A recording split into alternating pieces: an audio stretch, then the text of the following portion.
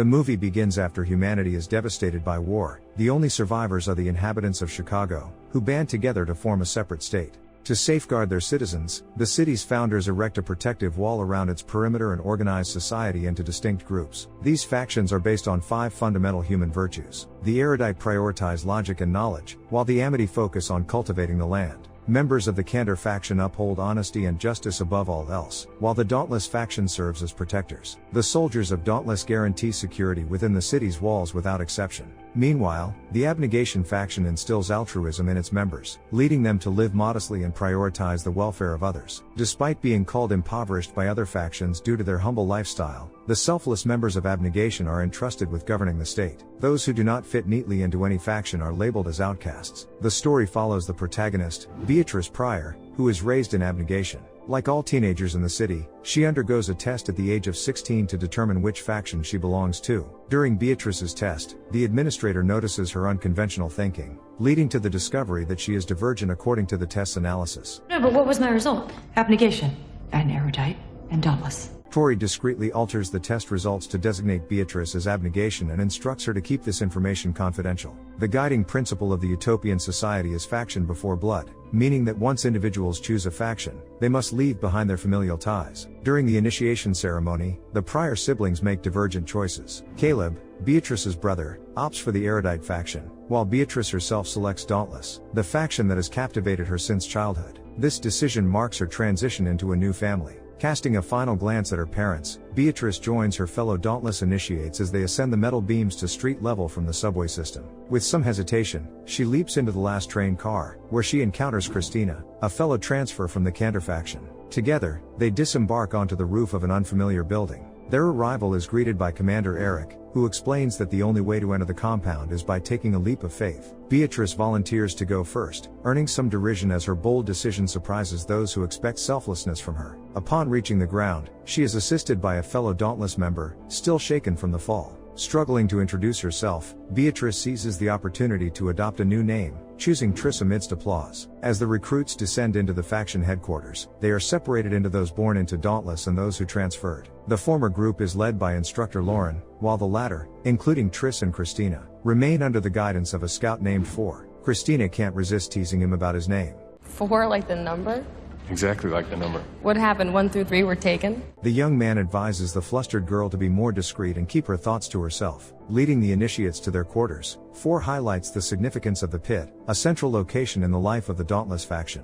Triss becomes increasingly absorbed in this new lifestyle, reveling in the freedom to openly express her emotions. She follows Four with curiosity, examining the tattoo on his neck. Upon reaching the initiates' living quarters, Four explains that these communal spaces will serve as their homes for the next 10 weeks. Christina's discontent with the shared toilet and shower facilities prompts her to voice her dissatisfaction without hesitation. In response, Four guides them towards the exit, reassuring Christina that here, everything is transparent and open, much like what she values. As everyone changes into their new uniforms and symbolically burns their old clothes, bidding farewell to their past lives, the group heads to the cafeteria. Seated opposite Will and Al, they engage in a lively discussion about the merits and drawbacks of different factions. The instructor intervenes calmly, redirecting their focus to their current environment. The tapping of metal cups signals the arrival of the commander of the Dauntless, prompting the initiates to stand at attention and listen to his words of encouragement. He urges them to embrace bravery, believe in their abilities, take pride in their roles, and respect their calling. The crowd erupts in cheers, lifting the initiates onto their shoulders. The rigorous 2-stage training regimen emphasizes endurance, strength, and precision, while also teaching the initiates to confront their fears and become resilient. Competition fills the air, particularly when sworn enemies find themselves in the same room. Eric's harsh and uncompromising training style stands in contrast to Four's approach. In one training session, Eric pits the first and last jumper against each other in a sparring match, emphasizing its importance. Caught off guard, Triss takes several blows and soon loses consciousness. Eric reveals the final scores, with Triss's name near the bottom, making her realize that her chances of being cut from the program are high. To lift Triss out of her despondency, the group decides to get tattoos as a distraction. At the salon, Triss encounters Tori, whom she knows, and who questions her motive for joining Dauntless. However, Triss reassures her that she has made this choice with determination. Rising early, Triss diligently practices on her own before the others awaken. During training, Four identifies her weaknesses and provides guidance on how and where to strike to gain an advantage over her opponent. Triss appreciates his attention, subtly observing the features of the handsome instructor who stands closely beside her. In a duel, Christina succumbs to the pressure from her opponent and surrenders. Using her as an example, Eric imparts a crucial lesson of the Dauntless. He times how long Christina hangs over the abyss without a safety net, clinging to the edge of a bridge with her hands. Water dripping from the ceiling adds to the test's difficulty. Exhausted, Christina prepares to release her grip, but the commander orders her to be pulled back onto the bridge. This illustrates one of the primary principles of the faction. The Dauntless never give up. Ford decides to take his charges on a brief tour. En route to the wall, he explains that despite years of calm, the situation could change at any moment, emphasizing the need for preparedness. Ahead lies the Amity farm, its land still scarred by the war and rumored by Christina to be haunted by monsters. Let's just say they built the fence for a reason. Almost all of Triss's knives find their mark with precision, a contrast to Al's struggles as one of his weapons slips from his grasp. The commander takes notice and orders all the weapons to be collected from the floor. However, Al, fearful of potential injury, refuses to comply. Eric responds calmly, instructing Al to stand against the wall without moving while Ford throws knives as close to his body as possible. Any flinching or movement during the throws would mean expulsion from the faction. Unable to bear watching her friend in distress, Triss volunteers to take Al's place in the trial. With each subsequent blade from Ford, the danger increases, until red liquid begins to trickle down Triss's ear. Recognizing her bravery, Eric awards the young Dauntless extra points, emphasizing the importance of discipline in their training. Triss, upset with Ford for causing her harm, later learns that it was an intentional intervention to halt the spectacle. Triss earns admiration and respect from her peers not only for her act of courage but also for saving her friend. However, amidst her newfound allies, Triss also gains an enemy in Peter, a transfer from the Cantor faction. He belittles Triss, dismissing her worthiness of her chosen name, insulting her friends, and provoking her at every opportunity.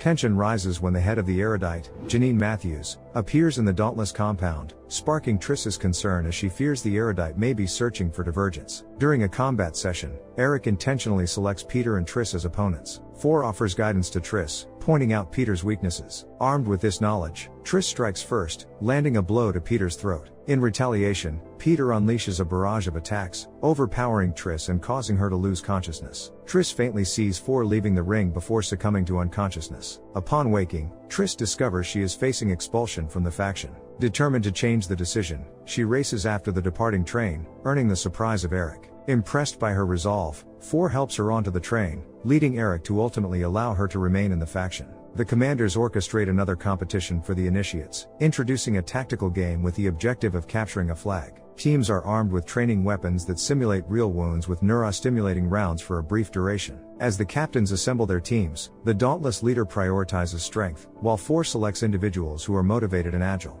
Upon reaching the designated location, Eric assumes a defensive position at the far end of the pier. Meanwhile, Ford listens to his team's suggestions regarding tactics and battle strategy. Amidst the discussion, Triss takes initiative, scaling the Ferris wheel to gain a better vantage point of the terrain. Impressed by her idea, Ford joins her to provide support and assess the situation firsthand. However, as they ascend, Ford's discomfort with heights becomes apparent when a decaying crossbeam gives way under Triss's foot. Desperately seeking support, Triss is caught by her captain, who pulls her close. On the Ferris wheel, Triss learns of Ford's fear of heights and teases him, prompting a playful exchange. Observing the opponent's flag atop the lighthouse, Triss proposes a strategy. While one group distracts the opposition, Ford engage their captain, and the girls move to secure the flag. Triss successfully handles encounters with Peter and Molly Eatwood en route to victory, waving the flag triumphantly alongside her elated teammates. Following the competition, Triss garners sympathy from her faction members, who invite her to a modest initiation ritual in the Dauntless style. Attached to a steel cable, Triss experiences the exhilaration of flying over Chicago, barely managing to contain her adrenaline rush upon landing. Ford congratulates Triss on her victory, commending her bravery and courage. Having surpassed the first stage, Triss now faces new trials ahead, symbolized by rising above the red line. When the Dauntless venture into the city for their assignments, Natalie Pryor seizes the opportunity to meet with her daughter. Overjoyed, Triss embraces her mother and confides in her about her secret. Mrs. Pryor confirms Triss's suspicions that she is indeed a divergent, cautioning her to be wary of the erudite and subtly suggesting that the psychological test can be manipulated. As Triss enters the office, she witnesses Molly Eastwood being escorted out, appearing disoriented and detached from reality. Following Molly, Triss undergoes the simulation under Ford's guidance, urged to exhibit courage. In a trance-like state, she confronts her deepest fears, realizing they are merely illusions. Upon regaining consciousness after 3 minutes, Triss's swift resolution leaves Ford puzzled, unable to comprehend how she manages to overcome her phobias so rapidly. The aftermath of the psychological test leaves the initiates in a state of shock. Triss's exceptional performance draws suspicion from her peers, exacerbated by Peter's insinuations about her rapid advancement and potential influence on others like Al. During the second test, Triss finds herself submerged in a sealed cube filled with water. With a determined tap on the glass, she shatters the structure and regains her composure.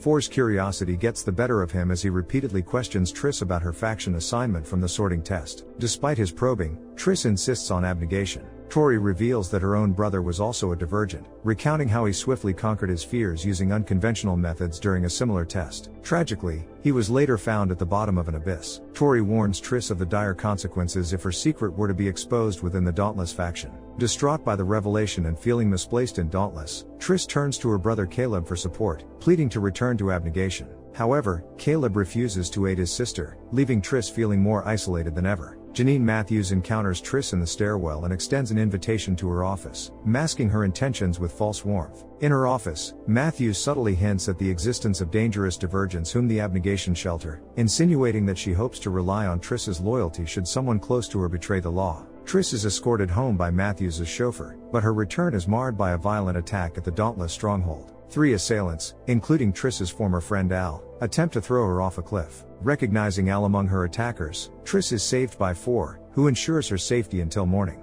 During lunch, Al seeks Triss's forgiveness, but she rebuffs him. Shortly after, Al is retrieved from a deep pit, leading Triss to blame herself for the unfolding events. As Triss grows to trust 4 more, she confides her secret in him. 4 suggests training her to confront her fears as a Dauntless, rather than as a Divergent. Through this process, Triss learns that a person's number of fears is reflected in their chosen name. Observing 4's final fear, Triss realizes his true identity as the son of Marcus Eaton, leader of the Abnegation faction. Rumors of Marcus's abusive behavior towards his son Tobias, known as 4, are confirmed, contrasting with Triss's father's lifelong denial of these rumors. A cozy evening leads to an intimate conversation between Triss and 4. Triss asks 4 to reveal the tattoo hidden beneath his shirt, tracing her fingers over the 5 faction emblems. Expressing his desire not to be confined to a single identity, 4 reveals his aspiration to embody bravery, selflessness, intelligence, honesty, and kindness. He acknowledges the need to work on kindness, embracing Triss and sharing a passionate kiss. The girl reciprocates but asks not to rush events. The next morning, 4 shows her how the Erudite are unloading equipment on the territory of Dauntless. He produces a vial he found, containing a serum capable of turning free individuals into obedient slaves. The potential to create an entire army with such a drug is evident. As the final test approaches, 4 and Tori wish the girl good luck and immerse her into the simulation. Facing aggressive crows, she defends herself with a stick found near a field engulfed in flames. Triss attempts to flee the fire but ends up tied to a pole. As the flames burn the ropes and scorch her hands, she cools them in a nearby swamp. Suddenly finding herself in what seems like a glass aquarium filled with water, she blocks the flow with her clothes to avoid drowning. The events of the previous night evoke a new fear in Triss's mind as she resists 4's persistent attempts to dominate her, only to snap back to reality. Janine congratulates her on passing the test and unexpectedly hands her a pistol, requesting her to shoot her parents who stand before her. Triss pulls the trigger and wakes up for real. Following the Dauntless leader's congratulatory speech, all soldiers are lined up in 4 columns, and tracking modules are implanted as commanded by their superiors. Triss observes as her friends silently don uniforms, while inert members of the faction line up, awaiting orders. When one of the Dauntless rebels questions the gathering, he is met with a fatal bullet to the forehead. Triss realizes that the neuroleptic doesn't affect the Divergent organism and, to preserve her life, carefully mimics the behavior of the others. As everyone is armed and loaded onto the train, Triss finds 4 and questions whether he's under the drug's influence. Catching sight of each other, they share a sigh of relief and grasp hands tightly. The train arrives at Abnegation, and the Dauntless crowd conducts a thorough search of every house, herding faction members into one central location. Triss and 4 locate her parents' house, where they manage to evade the soldiers' raid. On the streets, they encounter Eric and his accomplice. The Dauntless leader arrogantly confronts his longtime rival, relishing in his perceived dominance over him. Assuming him to be docile, he points a gun at his head, ready to eliminate him. Triss, unable to bear it, takes aim at Eric. Despite his confidence that she won't shoot, she asserts her humanity and wounds him in the leg. The Dauntless forces surround the rebels and bring them before Janine Matthews, who believes that Abnegation needs to be controlled due to its disruption of the faction system. She insists that someone must stop the Divergents, or it will spell the end of the world. Janine takes 4 with her and orders the girl to be killed. Natalie Pryor, who has defected from Dauntless, intervenes to save her daughter from the executioners. In an attempt to reach her father and the abnegation leader, Triss's mother tragically dies. Triss independently seeks out her relatives and finds Caleb alongside her father, who has decided to leave the faction upon learning of the Erudites' plans to destroy abnegation. Triss looks upon Marcus with condemnation and later informs her father of her mother's heroic sacrifice. Leading the abnegation to their stronghold, she takes Peter hostage, who guides them to the control center. Andrew Pryor realizes there's no time to waste and engages the guards, sustaining life-threatening wounds in the process. Triss infiltrates the command headquarters, where Janine Matthews is preparing to launch the abnegation purge program. To prevent interference, they immerse 4 in a simulation. Triss faces resistance and aggression from her beloved, resorting to activating one of his fears by simulating the killing of an innocent and holding his own gun to her head. She whispers declarations of love and understanding, which finally break through to 4, prompting him to act. While 4 deals with the erudite henchman, Triss throws a dagger, pinning Janine's hand to the monitor. Despite Janine's refusal to shut down the program, which triggers the destruction mode, Triss finds a way to subdue her. She inputs a neurostimulator and takes control through the program. Janine, realizing the catastrophic failure of her plan, is horrified and comes to her senses. With the program erased, the soldiers no longer pose a threat to abnegation. Triss swiftly incapacitates Janine with a single blow and flees the scene with her allies. Now branded as outcasts, stripped of family and faction, they face an uncertain future. Tomorrow may bring more battles, but for now, they ride the train to the end station. Which faction would you pick? Share your thoughts in the comments below, hit a like button, and subscribe to the channel. See you in the next video.